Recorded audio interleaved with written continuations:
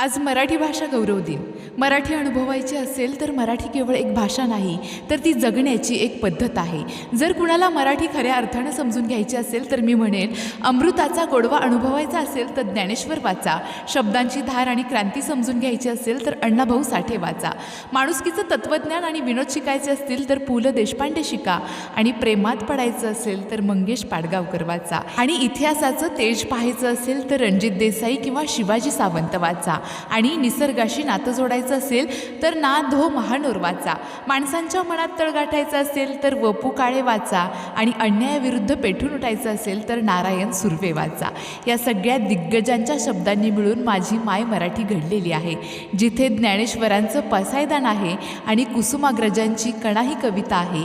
अशा या समृद्ध भाषेचा मला अभिमान आहे.